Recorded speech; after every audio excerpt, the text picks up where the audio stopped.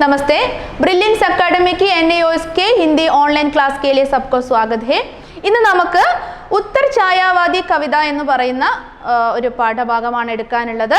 അത് നമ്മുടെ ഹിന്ദി പാഠ്യക്രമം അനുസരിച്ചിട്ട് 5ാമത്തെ പാഠമാണ്.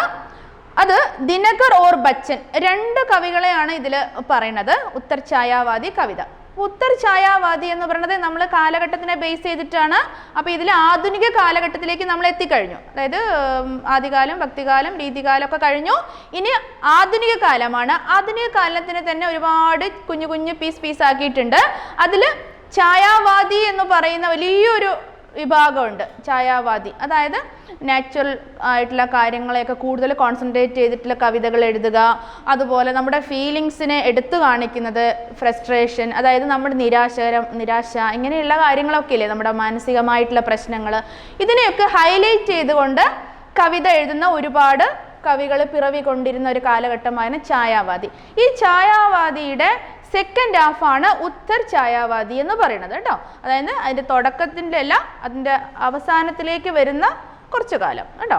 അതാണ് ഉത്തർ ഛായാവാദി. അതിൽ രണ്ട് കവികളാണ്. ഒന്ന് ദിനകർ ഓർ ബച്ചൻ.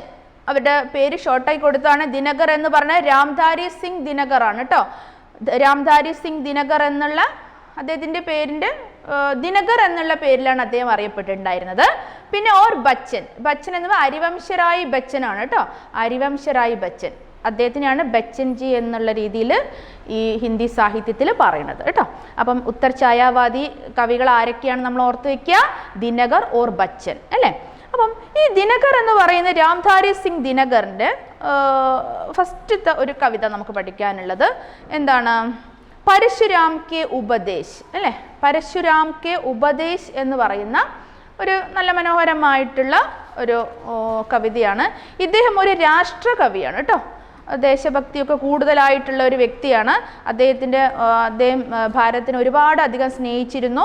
അതുകൊണ്ട് തന്നെ അദ്ദേഹത്തിൻ്റെ ഓരോ കവിതകളിലും നമ്മുടെ ദേശസ്നേഹം തുളുമ്പുന്ന രീതിയിലുള്ള കവിതകളുടെ ഉടമയാണ്.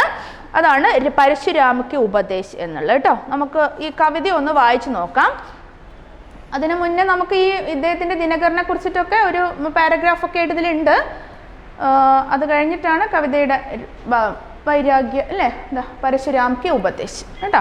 പരശുരാം കെ ഉപദേശ് എന്ന് പറയുന്നത് ഇത് 3 സ്റ്റാൻസ ആയിട്ടാണ് കൊടുത്തിരിക്കുന്നത്.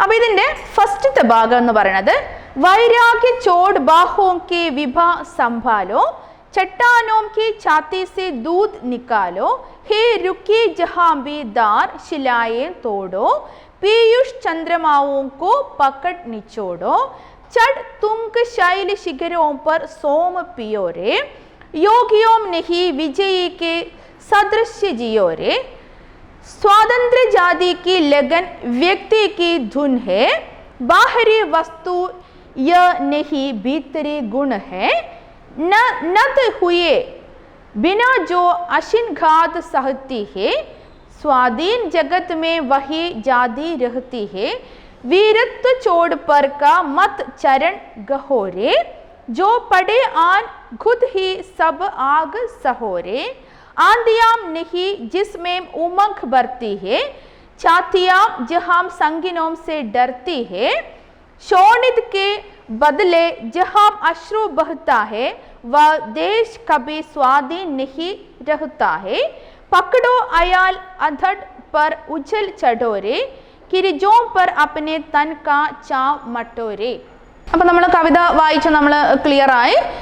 ഇനി ഇദ്ദേഹം ഈ കവിതയിൽ പറയുന്ന, ഞാൻ പറഞ്ഞു രാഷ്ട്രകവിയാണ്, ദേശസ്നേഹം തുളുമ്പുന്ന രീതിയിലുള്ള കവിതകളാണ് ഇദ്ദേഹം എഴുതുന്നതെന്നൊക്കെ പറഞ്ഞു അല്ലേ.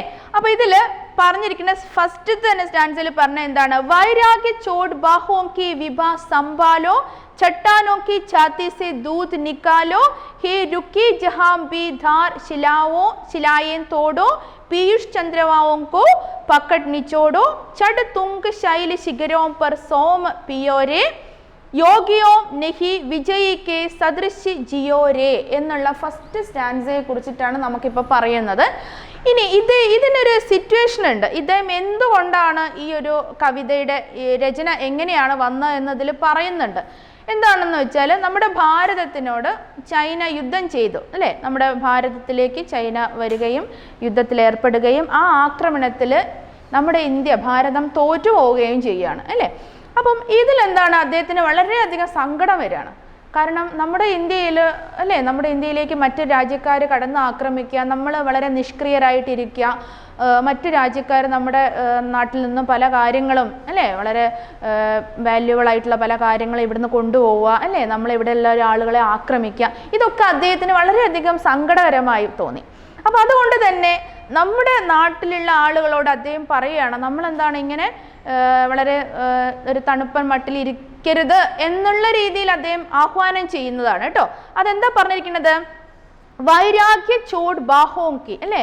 വൈരാഗ്യം എന്ന് പറഞ്ഞാൽ എന്താണ്? വൈരാഗ്യം എന്ന് ഉദ്ദേശിക്കുന്നത് ഒരു മുനിമാരെ പോലെ വളരെ ശാന്തത അല്ലേ, നമ്മൾ ശാന്തത അവസാനിപ്പിക്കണം എന്നാണ് പറയണത് അല്ലേ. അപ്പം നമ്മളതിൻ്റെ സിറ്റുവേഷൻ, ഈ ഒരു ഭാഗമാണ് നമുക്ക് എക്സാമിന് വരുന്നതെങ്കിൽ നമ്മളതിൻ്റെ പ്രസംഗ്, അതിൻ്റെ സിറ്റുവേഷൻ എഴുതണം. എന്താണ്?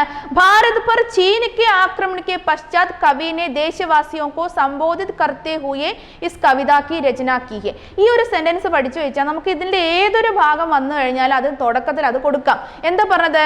ഭാരത് पर चीन के आक्रमण के, ഭാരതത്തിൽ ചൈന ആക്രമിച്ചപ്പോൾ അതിൻ്റെ അതിൽ അദ്ദേഹത്തിന് വളരെ സങ്കടം വരിക. കാരണം ആക്രമണത്തിൽ ഇന്ത്യ തോറ്റു പോവുകയാണ് അല്ലേ.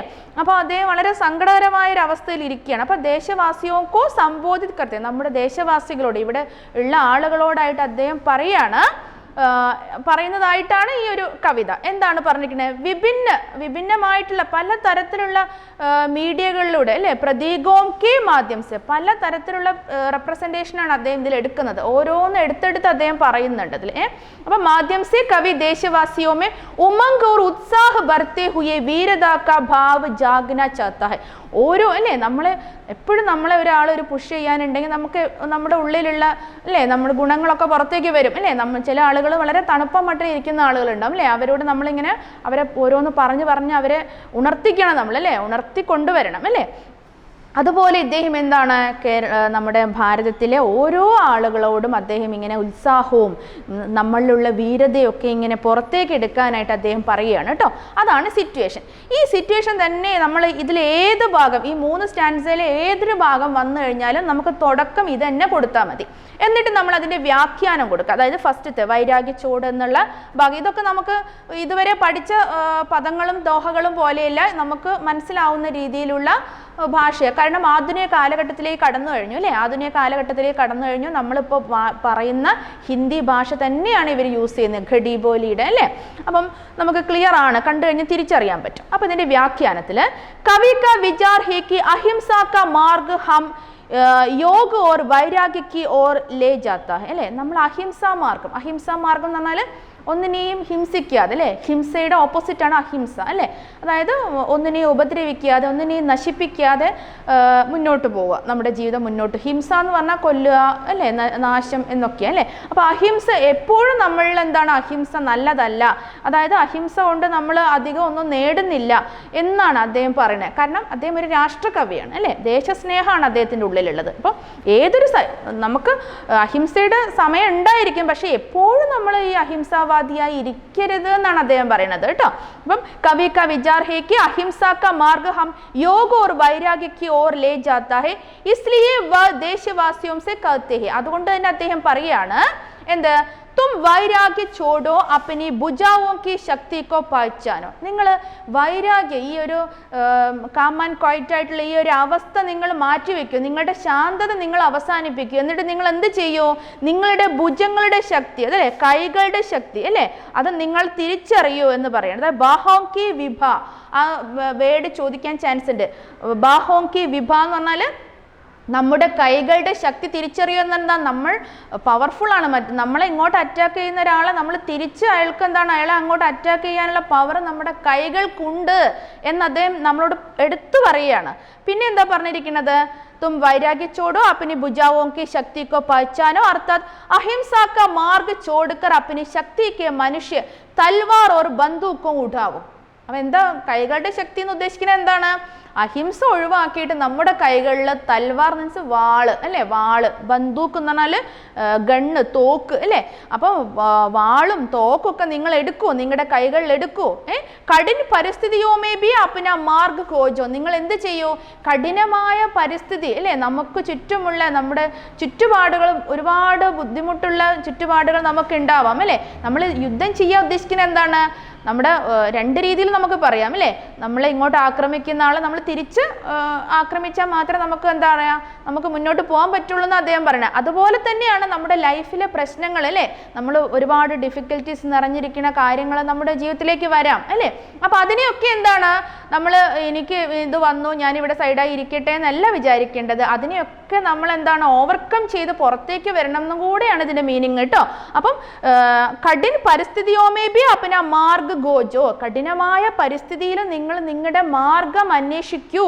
പിന്നെയോ ദുർഗം വിജയിക്ക് സമാൻ ജീവൻ സീക്കോ, ദുർഘടമായിട്ടുള്ള വഴികളിലൂടെ സഞ്ചരിച്ചിട്ട് നിങ്ങൾ എന്ത് ചെയ്യൂ, നിങ്ങളുടെ വിജയം നിങ്ങൾ എടുക്കൂ അല്ലേ. നമ്മൾ വിജയിക്കാനുള്ള ഒരു സ്റ്റഡി തന്നെയാണ് അതല്ലേ. നമ്മൾ അതും നമ്മുടെ ജീവിതത്തിലെ ഓരോ പാഠങ്ങളാണ് അല്ലേ. നമ്മുടെ ജീവിതത്തിലുള്ള പ്രശ്നങ്ങളെ അതിജീവിക്കണം നമ്മൾ അല്ലേ. അപ്പം അങ്ങനെ നമ്മൾ ഓരോ കാര്യങ്ങൾ മനസ്സിലാക്കൂ എന്നൊക്കെയാണ് ഈ വരിയിലൂടെ പറയുന്നത്. പിന്നെ ഇതിൽ പറയുന്നുണ്ട് ചട്ടാനോക്കെ ചാത്തീസെ ദൂത് നിക്കാലോ. ചട്ടാൻ മീൻസ് വലിയ വലിയ റോക്സ്, വലിയ വലിയ പാറക്കെട്ടുകളാണ് അല്ലേ. ഈ പാറക്കെട്ടുകളിൽ നിന്നും പാലൊഴുക്കും ഉദ്ദേശിക്കുന്നത് എന്താണ്, അതിനെയൊക്കെ സോഫ്റ്റ് ആക്കുക. അതായത് നമ്മൾ കല്ലിനെയൊക്കെ എന്താണ് പൊട്ടിച്ച് കളയോ, അതായത് നമുക്ക് മുന്നിലുള്ള പാറക്കെട്ടുകളെയൊക്കെ പൊട്ടിച്ച് കളയോ, നിങ്ങൾ അതിലൂടെ പാലൊഴുക്കി വിടുമെന്ന് പറയണേ. രുക്കി ജഹാംബി ധാർ ശിലായൻ തോടോ അല്ലേ. അതുപോലെ ശിലകളൊക്കെ എന്ന് പറഞ്ഞാൽ എന്താണ്, കല്ലുകളൊക്കെ പൊട്ടിക്കുക. പീയൂഷ് ചന്ദ്രമാവോക്കോ പക്കഡ് നിജാവോ, എന്നിട്ട് നമ്മൾ എന്ത് ചെയ്യും, പൂർണ്ണചന്ദ്രനെ എടുക്കൂ എന്ന് പറഞ്ഞാൽ എന്താണ്, നമ്മൾ നല്ലൊരു ലവബിൾ ആയിട്ടുള്ള ഒരു അറ്റ്മോസ്ഫിയർ നമ്മൾ ക്രിയേറ്റ് ചെയ്യൂ എന്ന് അദ്ദേഹം പറയുകയാണ് കേട്ടോ. യോഗി योग ധ്യാൻ മേ ലീൻ സംസാരിക് മോഹസെ ദൂർ ചുപ് ബൈട്ട ഹോത്താ ഹെ അല്ലേ. നമ്മൾ സാംസാരികമായിട്ടുള്ള നമ്മുടെ ഈ ലോകത്ത് നമ്മൾ പല കാര്യങ്ങളും കണ്ടും കേൾക്കുകയും ചെയ്യുന്നുണ്ട്. അതിൽ നമ്മൾ എന്ത് ചെയ്യരുത്, യോഗികളെ പോലെ ഇരിക്കരുത് എന്ന് പറയണം അദ്ദേഹം. ജബ്കി വീരോം സെ ദേശ് വികാസ് ഹോ ഓർ ബഡേക, വീരന്മാരുണ്ടെങ്കിൽ മാത്രമേ എന്താണ് നമ്മുടെ നാടിൻ്റെ വികാസം നമുക്ക് നേടാൻ കഴിയുകയുള്ളൂ. അപ്പം ഇത്രയാണ് ഫസ്റ്റ് സ്റ്റാൻസയിൽ പറയുന്ന കാര്യങ്ങൾ കേട്ടോ. ഇനി സെക്കൻഡ് വൺ എന്ന് പറയുന്നത് സ്വതന്ത്ര ജാതി കി ലഗൻ व्यक्ति की धुन है, बाहरी वस्तु यह नहीं भीतरी गुण है, नद हुए बिना जो अशिन घात सहती है, स्वाधीन जगत में वही जादी रहती है, वीरत्व छोड़ पर का मत चरण गहोरे, जो पड़े आन खुद ही सब आग सहोरे അല്ലേ. അതായത് സെക്കൻഡ് സ്റ്റാൻസ് കേട്ടോ.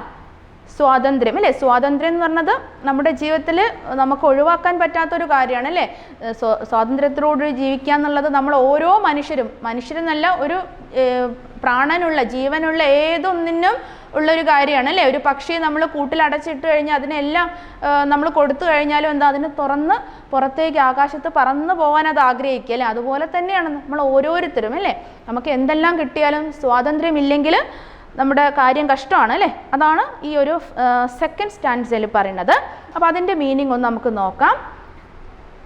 ഇതിന് സിറ്റുവേഷൻ എന്താ കൊടുക്കുക, നമ്മൾ ആദ്യം പറഞ്ഞിരിക്കുന്ന ഭാഗം അല്ലേ. എന്താണ്, ഭാരതത്തിനോട് ചൈന യുദ്ധം ചെയ്യുകയും ഭാരതം തോൽക്കുകയും ചെയ്യുകയാണ്. ആ സമയത്ത് കവി സ്നേഹം തുളുമ്പി നിൽക്കുന്ന കവി എന്ത് ചെയ്യുന്ന, ദേശവാസികളോട് സംബോധന ചെയ്തുകൊണ്ട് പറയാം അല്ലേ. അത് ആ സെൻറ്റൻസ് നമ്മൾ പഠിച്ചു വെച്ച ഏതൊരു ഭാഗം വന്നാലും നമുക്ക് ഫസ്റ്റ് അത് കൊടുക്കാം കേട്ടോ. അപ്പം ഭാരത് पर चीन के आक्रमण के पश्चात कवि ने देशवासियों को संबोधित करते हुए इस कविता की रचना की है. ഇതെല്ലാത്തിലും നമുക്ക് കൊടുക്കാം. പിന്നെ എന്താണ്, വിഭിന്ന പ്രതീകോं के माध्यम से, അതും നമ്മൾ പറഞ്ഞത്. അപ്പോൾ ഫസ്റ്റത്തെ പ്രസംഗ മാത്രം പഠിച്ചു വെച്ചാൽ മതി. അത് ഏത് ഭാഗം വരുന്ന വെച്ചാൽ എല്ലാത്തിനും അതിങ്ങനെ എടുത്തെടുത്ത് പഠിക്കേണ്ട ആവശ്യം ഇരുന്നില്ല കേട്ടോ. അപ്പോൾ അതിൻ്റെ സിറ്റുവേഷൻ എഴുതാം. പിന്നെ ഇതിൻ്റെ വ്യാഖ്യാനം എന്താണ്, പ്രത്യേക പ്രാണി സ്വതന്ത്ര രഹ്ന ചാത്ത അല്ലേ. പ്രത്യേക പ്രാണി എന്നാൽ എന്താണ്, ഓരോ പ്രാണികൾ അല്ലേ, പ്രാണനുള്ളതിനാണ് പ്രാണി എന്ന് പറയുക അല്ലേ. ഒരു ജീവനുള്ള വസ്തു എന്താണ്, എപ്പോഴും സ്വാതന്ത്ര്യം ആഗ്രഹിക്കുന്നുണ്ട് അല്ലേ. ആ സെൻറ്റൻസ് വളരെ സിമ്പിളാണ്, നമുക്ക് എഴുതാൻ പറ്റുന്നതാണ് കേട്ടോ. പ്രത്യേക പ്രാണി സ്വതന്ത്ര രഹ്ന ചാത്ത ഹേ, जब पक्षी भी स्वतंत्र रहना चाहता है तो भला हम मानव स्वतंत्र क्यों वही रहना चाहेंगे? ഒരു പക്ഷി പോലും സ്വാതന്ത്ര്യത്തോടു കൂടി പറന്നു പോവാനാണ് ആഗ്രഹിക്കുന്നത് അല്ലേ? തോ അങ്ങനെയാണെങ്കിൽ എന്താണ് ഹം മാനവ സ്വതന്ത്ര ക്യോ വഹി രഹന ചാहेंगे? നമ്മൾ എന്താണ് എന്തുകൊണ്ട് സ്വതന്ത്രമായി നമുക്ക് ജീവിച്ചൂടാ അല്ലേ? നമ്മൾ മറ്റൊരാളുടെ അണ്ടറിൽ നമ്മൾ നിൽക്കേണ്ട ഒരു ആവശ്യമില്ല എന്ന് അദ്ദേഹം പറയുന്നത് കേട്ടോ. ഓരോ മനുഷ്യനും എന്താണ് സ്വാതന്ത്ര്യത്തോടുകൂടി ജീവിക്കാം അല്ലേ? ഒരു പക്ഷി പോലും അത് ആഗ്രഹിക്കുന്നുണ്ട്. सभी मानव स्वतंत्र रहना चाहते हैं, यह उनकी सीखी हुई आदत नहीं बल्कि मौलिक प्रकृति है अല്ലേ? അതായത് നമ്മൾ ശീലിച്ചു വരുന്ന ഒരു ശീലം മാത്രമല്ല സ്വാതന്ത്ര്യം, പിന്നെ എന്താണ് നമ്മുടെ ഒരു എന്താ പറയുക മൗലിക് പ്രകൃതി, അതായത് നമ്മുടെ ഒരു അവകാശം കൂടിയാണ് അത് എന്നാ പറയുന്നത് അല്ലേ? സ്വാതന്ത്ര്യത്തോട് ജീവിക്കുക എന്നുള്ളത് ഏതൊരു വ്യക്തിയുടെയും അവകാശമാണ്. സംസാർ മേ വഹി ജാതി സ്വതന്ത്ര പാത്തി ഹി ജിസ്മേ സ്വാഭിമാൻ ഹെ. ഇനി ഏതൊരു നമ്മുടെ സംസാരം മീൻസ് വേൾഡ് അല്ലേ? ഈ വേൾഡിൽ ഏതൊരു വ്യക്തിയാണ് സ്വാതന്ത്ര്യത്തോട് കൂടിയിട്ട് വളരെ ഫ്രീ ആയിട്ട് ജീവിക്കാൻ ആഗ്രഹിക്കുന്നത്, അങ്ങനെയുള്ള വ്യക്തി ഒരു സ്വാഭിമാനി അഭിമാനമുള്ള ആളാണെന്ന് അദ്ദേഹം പറയുന്നത്. അതായത് അഭിമാനം ഇല്ലാത്തവരാണ് മറ്റൊരാളുടെ അണ്ടറിൽ കൺട്രോളിൽ ഇങ്ങനെ മുന്നോട്ട് പോവാന്ന്. ഒരു അഭിമാനിയായുള്ളൊരു വ്യക്തിയാണെങ്കിൽ തീർച്ചയായും അയാൾ എന്താണ് സ്വതന്ത്രപരമായിട്ട് ചിന്തിക്കുകയും സ്വതന്ത്രപരമായിട്ട് ജീവിക്കുകയും ചെയ്യും. ജോ ബിനാ ചുക്കി മുസീബത്തോ കോ ചോട്ട് സഹ ലേത്തി ഹെ. അവരെന്താണ് ബിനാ ചുക്കെ, ചുക്കിന എന്ന് പറഞ്ഞാൽ ഇങ്ങനെ തല കുനിക്കുക, ബിനാ ചുക്കനാൽ തല കുനിക്കുക. നമ്മൾ ഏതൊരു വേർഡിന്റെ മുന്നിലും ബിന എന്ന് കൊടുക്കുകയാണെങ്കിൽ അതില്ലാതെ, ബിന പാനീസനൽ വെള്ളമില്ലാതെ, ബിന ഖാന പറഞ്ഞാൽ ഭക്ഷണം ഇല്ലാതെ, ബിന ചുക്ക പറഞ്ഞാൽ എന്താ പറയുക തല കുനിക്കാതെ, എന്താണ് മുസീബത്തോക്ക് ചോട്ട് സാലെത്തി. അതായത് എന്തൊരു പ്രശ്നത്തിന് എന്താണ് അതിനെയൊക്കെ തരണം ചെയ്യാനുള്ളൊരു പവർ ഇങ്ങനെയുള്ള വ്യക്തികളിൽ ഉണ്ടാവുന്ന പറയണേ കേട്ടോ. യേ ദേശവാസിയാം തും വീരത ചോടുക്കർ ദൂസരോക്കോ പയർ മത് പക്കടോ. നിങ്ങൾ എന്ത് ചെയ്യും? ദേശവാസി എന്ന് പറഞ്ഞാൽ നമ്മുടെ ദേശത്തുള്ള ആളുകളെ ദേശവാസികളെ എന്ന് പറയാണ്. തും വീരത ചോടുക്കർ, നിങ്ങൾ നിങ്ങളുടെ വീരത്വം നിങ്ങളിലുള്ള ആ ശക്തി ചോടുക്കർ ഉപേക്ഷിച്ചിട്ട് ദൂസരോക്ക പയർ മത് പക്കടോ, നിങ്ങൾ മറ്റുള്ളവരുടെ കാല് പിടിക്കല്ലേ എന്ന് അദ്ദേഹം ഇങ്ങനെ വളരെ പ്ലീസിങ് മൈൻഡോടുകൂടി നമ്മളോട് പറയുകയാണ് കേട്ടോ. അതാണ് സെക്കൻഡ് സ്റ്റാൻസയിൽ പറയുന്നത് കേട്ടോ. ഇതൊക്കെ നമുക്ക് എഴുതാവുന്നേ ഉള്ളൂ, നമ്മുടേതായ ഭാഷയിൽ കുറേ കാര്യങ്ങൾ എഴുതാൻ പറ്റും ഇതിനൊക്കെ കേട്ടോ. ഇനി അതിൻ്റെ കൺക്ലൂഷൻ എന്ന് പറഞ്ഞാൽ തേർഡ് പോയിന്റ് ആയിട്ട് നമ്മൾ കൊടുക്കേണ്ടത് കിസി കി ദാസത മത് സ്വീകാരം. ഇതിൻ്റെ ഒരു കൺക്ലൂഷൻ അതാണ്. എന്താണ്? കിസി കി ദാസത മത് സ്വീകാരം, ആരുടെ ദാസത്വം സ്വീകരിക്കാതിരിക്കുക, അതായത് ആരുടെ കീഴിൽ നിൽക്കാതിരിക്കുക. കഠിനായോ സഹത്തെ ഹുയെ അപ്പനെ ആൻ ബച്ചായേ രക്കോ.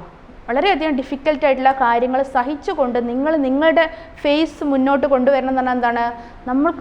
നമ്മളെന്നൊരു ഐഡൻറ്റിറ്റി നമ്മൾ കീപ്പ് ചെയ്യണം. ഇതാണ് അദ്ദേഹം ഉദ്ദേശിക്കുന്നത് കേട്ടോ. ഇനി ലാസ്റ്റ് സ്റ്റാൻസേൻ്റെ ഭാഗമാണ് ആന്തിയാം നെഹി. ഇതിൽ കാണാം കേട്ടോ, ആന്തിയാം നെഹി ജിസ്മേ ഉമംഗ് ബർത്തി ഹേ എന്ന് പറഞ്ഞിട്ടുള്ള ഭാഗമാണ് ലാസ്റ്റ് വൺ കേട്ടോ. ആന്തിയാ നെഹി ജിസ്മേ ഉമംഗ് ബർത്തി ഹേ, छातियाम जहां संगिनों से डरती है, शोणित के बदले जहां अश्रु बहता है, वह देश सभी स्वाधीन नहीं रहता है, पकड़ो अयाल अंधंड पर उछल चढ़ोरे, किरिजों पर अपने तन का चा मठोरे എന്ന് പറഞ്ഞിരിക്കുന്ന ഭാഗം കേട്ടോ. അപ്പം ഈ ആന്തി എന്ന് പറഞ്ഞിരിക്കുന്നത് സ്റ്റോമിനെയാണ്, കൊടുങ്കാറ്റിനെയൊക്കെയാണ് ആന്തിയ എന്ന് പറയുക കേട്ടോ. അപ്പം ഇതിൻ്റെ ഒരു പ്രസംഗം ഞാൻ നേരത്തെ പറഞ്ഞ കാര്യം തന്നെ, ഭാരതവും ചൈനയും തമ്മിലുള്ള യുദ്ധം അതൊക്കെ കൊടുക്കുക കേട്ടോ. ഇനി ഇതിൻ്റെ വ്യാഖ്യാനം എന്താ കൊടുക്കുക? കവി कहता है कि वह देश जहां के लोगों में कठिनाइयों के आने पर उत्साह न जागो, जहां छातियों संगिनों के वारों से डर जाए, जहां के नागरिक गुण बहाने के बदले आंसू बहाए, ये वे कभी स्वतंत्र नहीं रह सकते. എങ്ങനെയൊക്കെയുള്ള വ്യക്തികളാണെന്ന് പറഞ്ഞിരിക്കുന്നത് കവി പറയാണ്.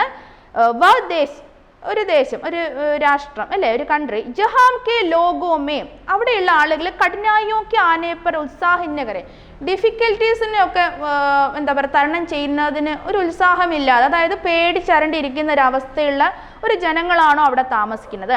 ജഹാം ചാത്തിയോം സംഗിനോക്കെ വാരോമേ ഡർ ശക്തി, അതായത് നമ്മൾ പല കാര്യം നമ്മളോട് യുദ്ധത്തിന് വരുന്ന ആളുകളെ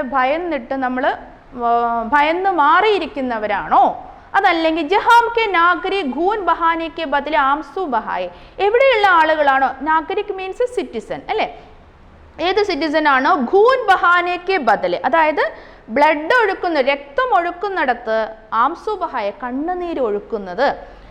വേ കബി സ്വതന്ത്രം നെഹി രസക്തി, ഇങ്ങനെയുള്ള ആളുകളുള്ള ആ ഒരു കൺട്രി ഒരിക്കലും എന്താണ് സ്വാതന്ത്ര്യം അവർക്ക് കിട്ടില്ല. നെഹീര്, അവർ സ്വതന്ത്രരായിരിക്കില്ല, അവരെപ്പോഴും എന്താണ് സ്വാതന്ത്ര്യമില്ലാത്ത ആളുകളായിട്ട് ഇങ്ങനെ ഇരിക്കും. അതായത് മറ്റുള്ളവരുടെ കീഴിൽ ഇരിക്കേണ്ട ഒരു അവസ്ഥ അവർക്ക് ഉണ്ടാവുന്നു കേട്ടോ.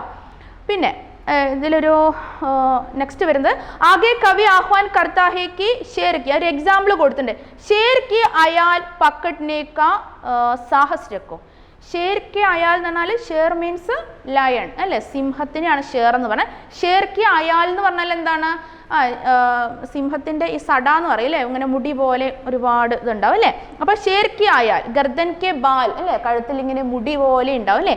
അപ്പം ഷേർ എന്ന് പറഞ്ഞാൽ സിംഹം അല്ലേ, ഭയപ്പെടുത്തുന്ന ഒരു മൃഗമാണ് അല്ലേ, കാട്ടിലെ രാജാവായിട്ട് നമ്മൾ കാണുന്നതാണ് അല്ലേ. വളരെ എന്താ പറയുക, സൈലൻ്റ് ആയിട്ട് വയലൻസ് കൊണ്ടുവരാൻ പറ്റുന്ന ഒരു വ്യക്തിയാണ് അല്ലേ ഷേർ എന്ന് പറയുന്നത് അല്ലേ. അപ്പം ഷേർക്കി ആയാൽ പക്നേക്ക ഉത്സാഹ് അല്ലേ, ആ സിംഹത്തിൻ്റെ ആ ഒരു സട പിടിക്കാനുള്ള സാഹസം നിങ്ങൾ ചെയ്യും. സിംഹത്തിൻ്റെ അതിൻ്റെ അടുത്തേക്ക് പോകാനുള്ള സാഹസം നിങ്ങൾ ചെയ്യും. ആന്തിയോം പർ സഫാരി കർണേക്ക ഹോസ്ല രക്കോ, കൊടുങ്കാറ്റിലൂടെ നടക്കാനുള്ള ഒരു തീരുമാനം നിങ്ങൾ എടുക്കൂ. പിന്നെ കിരിജോ കി അപ്പനെ ഖാൽ സെ മട്നെ കി നിബർഗ് കാ പ്രദർശൻ കരോ, നിങ്ങൾ എന്ത് ചെയ്യൂ, നിങ്ങൾക്ക് ചുറ്റുമുള്ള ബുദ്ധിമുട്ടുകൾ നിറഞ്ഞ കാര്യങ്ങൾ സ്വന്തം ആയിട്ട് തീർക്കാനുള്ള ഒരു കാര്യം നിങ്ങൾ ചെയ്യൂ.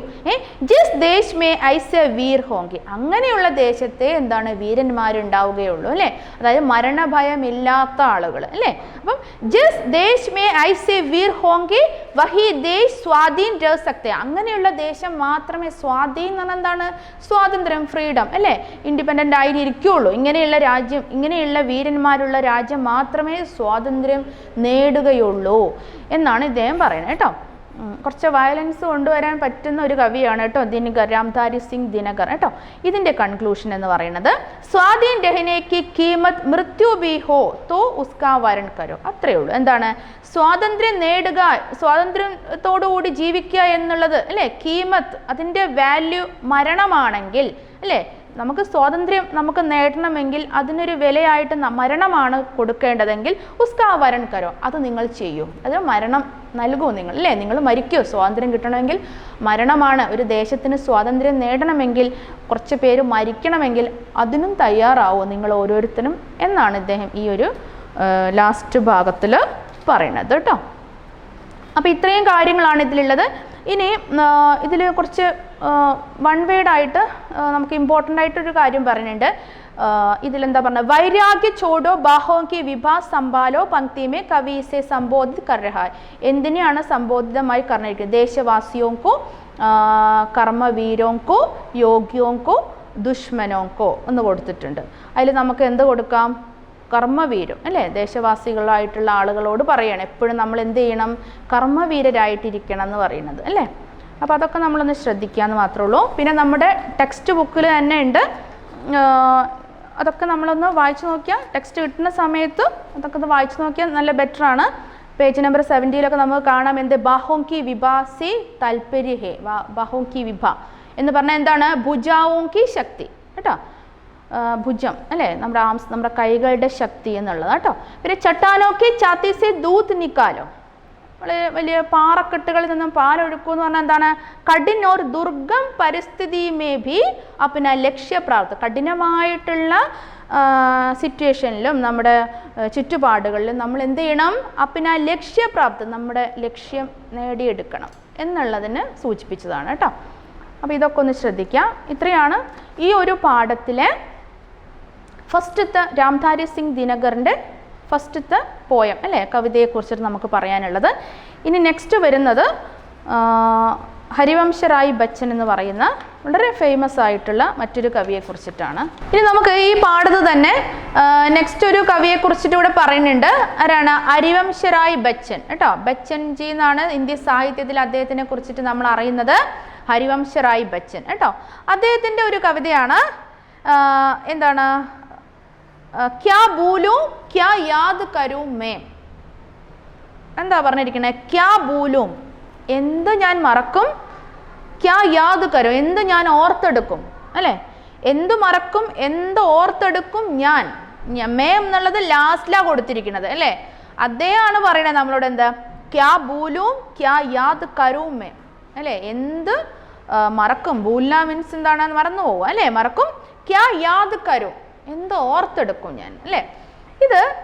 ഇദ്ദേഹത്തിന് ഈ കവിതയിൽ നമ്മൾ പറഞ്ഞ നമ്മുടെ ലൈഫിൽ ഉള്ള എന്താ പറയുക, സുഖ ദുഃഖങ്ങളുടെയൊക്കെ ഒരു അതിനെ ഒരാളെന്ന് മുറിച്ച് പറയുന്ന ഒരു കാര്യമാണ്. കാരണം നമ്മുടെ ലൈഫ് എടുത്തു നോക്കുകയാണെങ്കിൽ കഴിഞ്ഞു പോയ ഒരുപാട്, എല്ലാവരുടെ ലൈഫിലും ഉണ്ടാവും കുറേ കാര്യങ്ങൾ കഴിഞ്ഞു പോയത് അല്ലേ.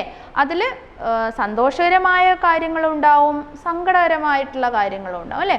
ഇത് രണ്ടും നമ്മളിപ്പോൾ പ്രസൻറ്റിൽ ഇരുന്നുകൊണ്ട് നമ്മളിങ്ങനെ ഓർക്കുകയാണ് പാസ്റ്റിലെ കാര്യങ്ങൾ. അപ്പം നമ്മൾ സന്തോഷമുള്ള കാര്യങ്ങൾ നമ്മൾ ഓർക്കുമ്പോൾ സന്തോഷം ഉണ്ടാവും, നമുക്ക് ഒബ്വിയസ്ലി നമുക്ക് സന്തോഷം ഉണ്ടാവും.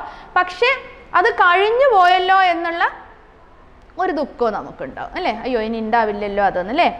സങ്കടമുള്ള കാര്യമാണെങ്കിലോ, വിഷമം പിടിച്ച കാര്യമാണെങ്കിൽ അത് ഓർക്കുമ്പോൾ തീർച്ചയായിട്ടും അതും സങ്കടം തന്നെ അല്ലേ.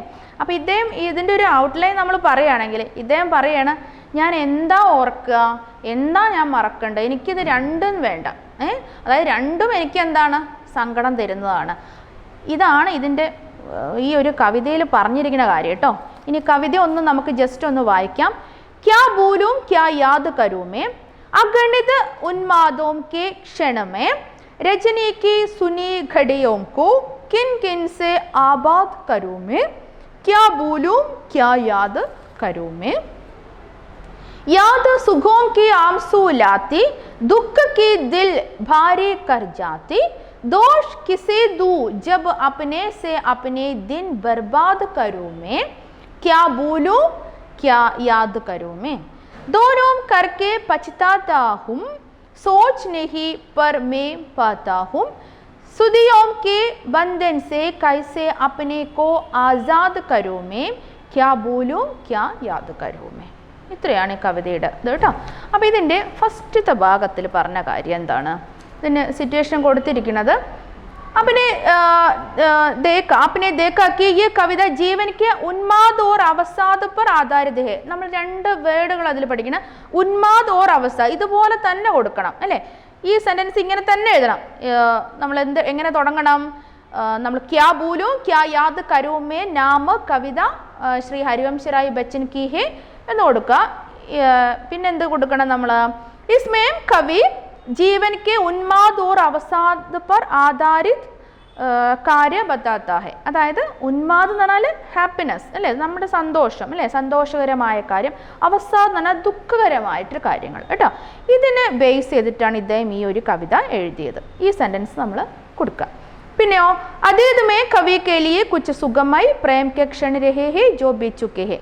അതായത് നമുക്ക് കഴിഞ്ഞു പോയ സുഖകരമായിട്ടുള്ള കാര്യങ്ങൾ നമ്മൾ ഓർക്കുന്നത് രസകരമായത് തന്നെയാണ്. പക്ഷെ എന്നാലും നമ്മുടെ ഉള്ളിൽ ചെറിയൊരു സങ്കടമുണ്ട്. എന്താ, ബീത് ചുക്കേ ഹേ, ബീത് ചുക്കേ ഹേ, ബീത് ചുക്കേ എന്നല്ല കഴിഞ്ഞു പോയതാണ് അല്ലേ.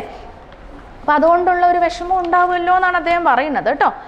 അത്രയാണ് അതിൻ്റെ എന്താ പറയണത് പ്രസംഗ് സിറ്റുവേഷനിൽ കൊടുക്കേണ്ടത്.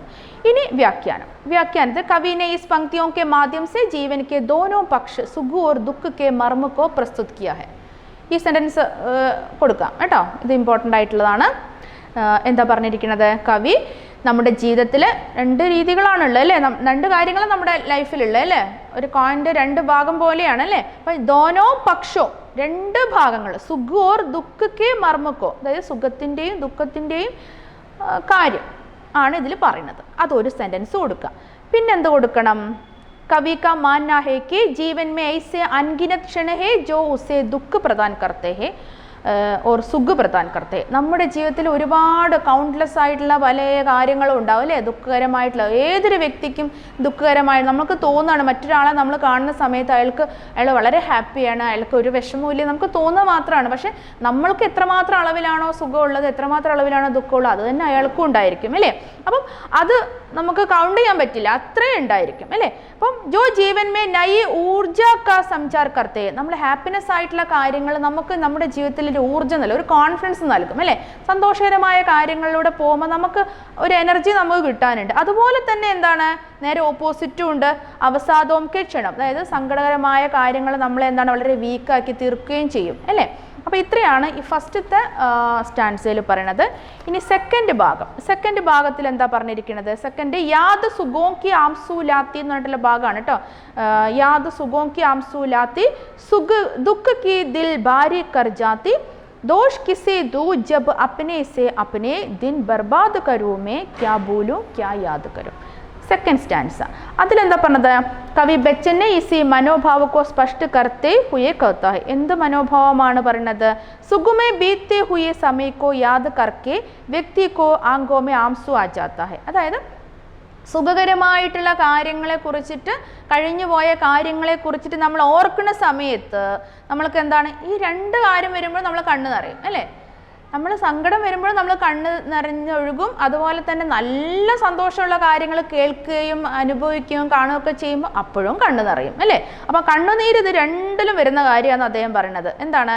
കവി ബച്ചൻ ने इसी मनोभाव को स्पष्ट करते हुए कहते हैं कि सुख में बीते हुए समय को याद करके അല്ലേ, ബീത്തെ ഹുയ സമയം, കഴിഞ്ഞു പോയ സുഖകരമായ കാര്യങ്ങളെ കുറിച്ചിട്ട് ഓർക്കണ സമയത്ത് വ്യക്തിക്ക് ആങ്കോമേ ആംസു ആജാത്തി ഹേ, വ്യക്തികളുടെ കണ്ണുനീര് വരും അല്ലേ? ക്യോങ്കി ഉസേ ഐസാ ലഗ്താ ഹൈ, കാരണം എന്താണ്? ജോ ഖുഷി കോ പൽ ബീത് ചുക്കി ഹേ അല്ലേ, ആ നല്ല സന്തോഷകരമായ കാര്യങ്ങൾ കഴിഞ്ഞു പോയെന്നുള്ള സങ്കടം വരാം. പക്ഷെ പ്രസന്റ്ലി നമ്മൾ അനുഭവിക്കുകയാണെങ്കിലും നമ്മൾ അത് തന്നെയാണ് അല്ലേ? നമ്മൾ നല്ലൊരു സന്തോഷമുള്ള കാര്യം നമ്മൾ കാണുകയാണെങ്കിൽ നമ്മുടെ കണ്ണ് നിറയും അല്ലേ?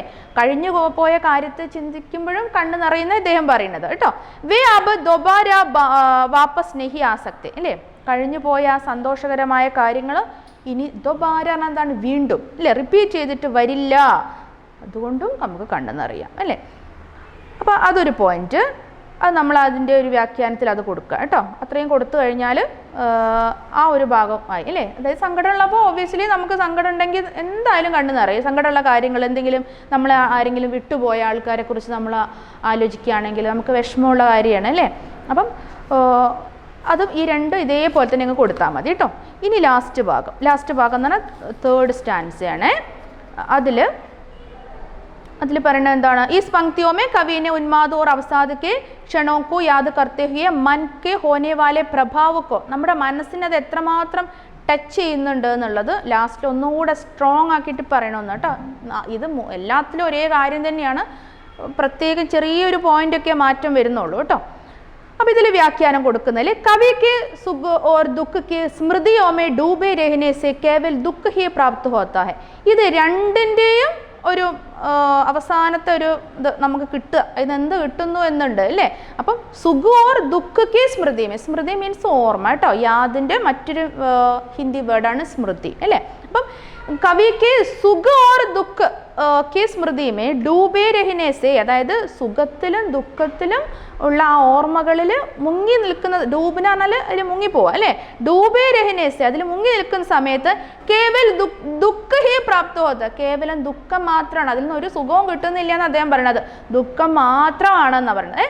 സ്മൃതിയോ ചാഹേ സുഖി ഹോയ ദുഃഖി, ഇനി ഓർമ്മകൾ ഇനി ഒരു പക്ഷേ സുഖത്തിൻ്റെ ഓർമ്മകളായിരിക്കോട്ടെ, അതല്ലെങ്കിൽ ദുഃഖത്തിൻ്റെ ഓർമ്മ, രണ്ടിൻ്റെയും എന്താണ് കിട്ടുന്നത്? ദുഃഖമാണ്. ഇതാണ് ലാസ്റ്റിലെ ഭാഗം കൊണ്ട് അദ്ദേഹം ഉദ്ദേശിച്ചിരിക്കുന്നത് കേട്ടോ.